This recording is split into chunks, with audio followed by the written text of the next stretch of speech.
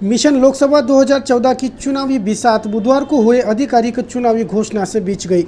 देश भर में कुल 9 चरणों में मतदान होगा, जिसमें महाराष्ट्र में 3 चरणों के मतदान में 7 अमरावती संसदीय सुरक्षित मतदार संघ के लिए 10 अप्रैल को मतदार संघ के 15,76,088 मतदाता मतदान करेंगे। इस चुनावी प्रक्रिया के लिए महकमा सज्ज हो गया है। यह जानकारी चुनाव निर्णय अधिकारी के रूप में जिलाधीश राहुल रंजन महिवाल ने दी। पत्रवार्ता में बताया गया कि 7 अमरावती सुरक्षित संसदीय सीट के लिए 15 मार्च को चुनावी अधिसूचना प्रसारित होंगी। उम्मीदवारी पत्र दायर करने की अंतिम तिथि 22 मार्च है। 24 मार्च को उम्मीदवारी पत्र की जांच होगी। नामांकन पत्र पीछे लेने की तिथि 26 मार्च नियोजित है, जिसके बाद 10 अप्रैल को चुनावी मतदान होगा और 16 मई को सार्वत्रिक रूप से मतगणना। अमरावती जिले में कुल 2488 पोलिंग बूथों पर चुनावी मतदान होगा। मतगणना नेमानी गोडाऊन में होंगी। आदि जानकारी इस पत्रवार्ता में दी गई। 14 शनिवारी आम्ही निवडणुकीची अधिसूचना प्रसिद्ध करणार आहोत। नामनिर्देशन पत्र दाखल करण्याच्या शेवटचा दिनांक 22 मार्च आहे। म्हणजे 15 ते 22 हे जे दिवस आहेत याच्यामधले सुट्टीचे दिवस सोडून, म्हणजे रविवार वगैरे असले सुट्टीची परिभाषा थोडी वेगळी आहे याच्यामध्ये। बरेचदा काय असतो आमच्याकडे दुसरा किंवा चौथा शनिवार सुट्टी असतो, पण निवडणूक आयोगासाठी तो सुट्टी नाही आहे। त्या दिवशी आम्ही स्वीकारणार आहे अर्ज। रविवार किंवा एक ॲक्ट आहे त्याप्रमाणे जे काही सुट्टीचे दिवस असतात, कदाचित होळीचे दिवस त्याच्यामध्ये सुट्टीच्या दिवसमध्ये, त्या दिवशी आम्ही नाही स्वीकारणार नामनिर्देशन पत्र। इतर कार्यालयीन दिवशी 11 ते 3 या काळात आम्ही स्वीकारणार आहे। अधिसूचनेमध्ये आम्ही तो वेळ आणि ठिकाण प्रसिद्ध 15ला करतो प्रसिद्ध। छाननीचा कार्यक्रम आहे आमच्या की एक दिवसात करून घेऊ छाननी आहे ना। 24 मार्चचा दिवस आम्ही ठरवलेला एकाच दिवशी होणार छाननी, म्हणजे 23ला पण नाही होणार आणि 24 नंतर पण नाही होणार। उमेदवार जे आहेत त्यांना अर्ज मागे घेण्याची आम्ही तारीख देणार आहे 26 मार्चला। त्या दिवशी त्यांना आमच्या समोर येऊन मागे घेण्याचा करावा लागेल। मतदानाचा दिनांक आमच्या लोकसभा सीटसाठी 10 अप्रैल निश्चित झालेला आहे। मतमोजणी सगळीकडे जवळपास एकाच दिवशी असल्यामुळे आमच्याकडे पण तेच आहे 16 मे जवळपास काय म्हणजे नक्कीच एकच दिवस आहे आजच्या कार्यक्रमानुसार। तर असा आमचा हे कार्यक्रम आहे। आदर्श आचारसंहिता आज सकाळी 10:30 ज्यावेळी घोषणा झाली तेव्हापासून लागू झालेले आहे आमचे पूर्ण मतदारसंघात इतर देशाच्या इतर भागाप्रमाणे। आगे पत्रवार्ता में जिलाधीश ने बताया कि वोटिंग का प्रतिशत बढ़ाने पर जोर है। चुनाव पारदर्शक हो और पेड न्यूज़ पर नकेल कसने के लिए कारगर प्रयास शुरू होने की बात भी जिलाधीश ने इस पत्रवार्ता में बताई।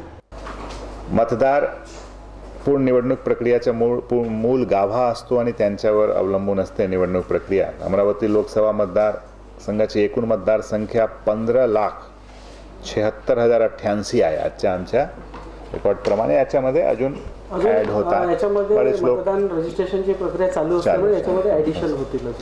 या मतदारांपैकी पुरुष मतदार आहेत 8,30,429, महिला आहेत 7,45,659। मोर्शी व धामणगाव मतदारसंघ मिळून जे आहेत जो आमच्याकडे मतदान नाही करणार, जे तिथे करतील वर्धामध्ये, त्यांचे एकूण मतदार जे राहतात अमरावती जिल्ह्यात पण तिथे मतदान करतील असे 5,35,230 आहेत।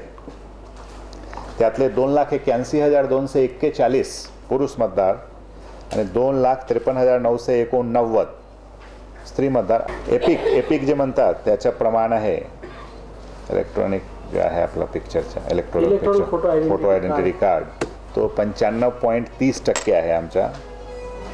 मतदान केंद्राची भौतिक तपासणी एक अतिशय महत्त्वाचा विषय आहे, जेणेकरून आम्ही त्याच्यामध्ये आमचे जे अपंग बांधव आहेत त्यांची काळजी पण घेतो आणि इतर लाईट पाणी सोय रस्ता, म्हणजे समजा जास्त मतदार पायी पायी येतात आपल्याला माहीतच आहे, तर त्यांच्यासाठी जे किमान आवश्यक गरजा आहेत त्याच्या पण भौतिक तपासणी सध्या आमची अंतिम टप्प्यात आहे। जास्तीत आमचे SDO साहेब तहसीलदार साहेब सगळे फिरतायत तलाठीपर्यंत, आणि जिल्हा परिषदचा शिक्षण विभाग असेल, नगरपालिका आहेत, महानगरपालिका आहेत, त्यांचे सर्व अधिकाऱ्यांची मदत घेऊन जिल्हा परिषदचे इतर विभाग आहेत हे सगळे आम्ही दुरुस्त करत आहोत। आपल्या निदर्शनास जर कुठेतरी आलं की इथे सोय नाही तर आपण आमच्या लक्षात पटकन आणा, आम्ही तिथे पण दुरुस्त करू, मतदानाला तयार करू, त्या केंद्राला व्यवस्थित तयार करू मतदानासाठी। आमच्याकडे इलेक्ट्रॉनिक वोटिंग मशीन पुरेसा प्रमाणात उपलब्ध आहे.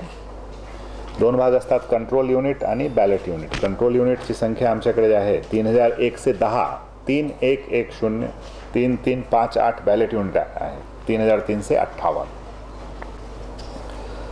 आम्ही जे पथक नेमणार आहे, मतदान केंद्रे आणि राखीव पथक, याच्यामध्ये मतदान पथक आहे 2737. मतदान केंद्राध्यक्षासह एकूण 10,948 कर्मचारी या कामात लागणार आहेत. सर्व कार्यालयाला आम्ही एक वेगळा सॉफ्टवेअर तयार करून त्यांच्याकडून माहिती भरून घेतली. ई गव्हर्नन्सच्या याच्यामध्ये पण प्रयोग करण्यात आला आणि आम्ही शक्यतो सर्वांना इलेक्शन ड्युटीमध्ये घेणार आहे. कोणाला याच्यामधून सूट मिळणार नाही याची पण कल्पना आम्ही देण्यात आली. हा देशाच्या प्रथम कर्तव्य आहे, राष्ट्रीय कर्तव्य सर्वांसाठी, आपल्यासाठी पण आहे, माझ्यासाठी पण आहे, सर्व डिपार्टमेंट आणि इतर भारतीय नागरिकांसाठी पण इलेक्शनचा सर्वात मोठा कर्तव्य आहे. त्यामुळे कोणाला आम्ही सूट देणार नाही. जे काही आयोगाच्या निर्देशप्रमाणे ड्युटी आहे किंवा आम्हाला जर गरज भासली, जिल्हा निवडणूक निर्णय अधिकारी आमच्या काही आकलन आमच्या अंदाजाप्रमाणे जर काही गरज लागली तर आम्ही ड्युटी इतर पण लोकांना देऊ शकतो.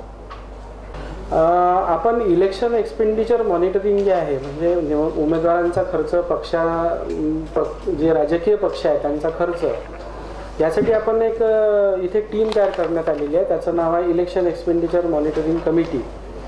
त्याचे मुख्य आहेत चंद्रशेखर खंडारे, मुख्य लेखा व वित्त अधिकारी. त्यांना मदत करणार आहेत किशोर गुल्हाने. आणि आपण जिल्हाधिकारी कार्यालयातच एक कक्ष निर्माण केलेला आहे, जेणेकरून उमेदवारी जरी 15 तारखेला अर्ज भरणार असला तरी राजकीय पक्ष त्याचा प्रचार आजपासून करू शकतात. ही शक्यता गृहीत धरून आपण ही टीम तयार केलेली आहे.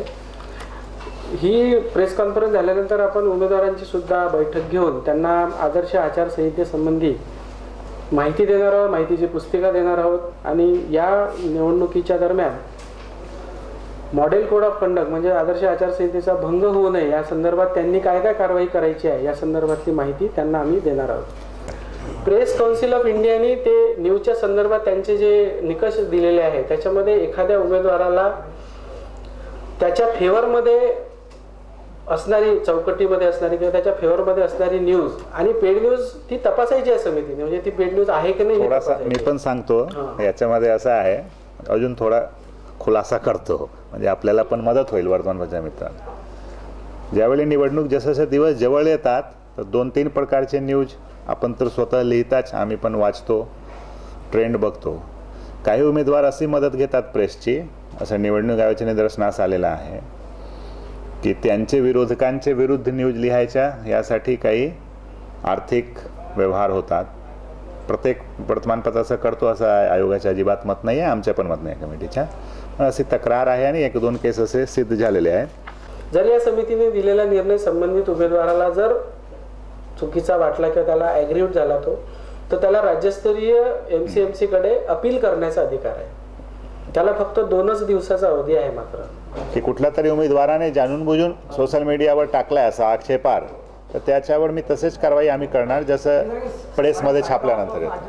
जे काही आक्षेपार राहील, जसं पेपरमध्ये छापून ते देतील किंवा भाषण देताना बोलतील तसेच त्यांनी सोशल मीडियावर टाकलेला स्वतः जर टाकला आहे तर त्याला आम्ही तसेच ग्राह्य धरणार की त्यांनी जाणून बुजून तसं केलेलं आहे, त्यांनी पूर्ण विचारपूर्वकच केलेला आहे, याप्रमाणे त्यांच्यावर कारवाई होईल.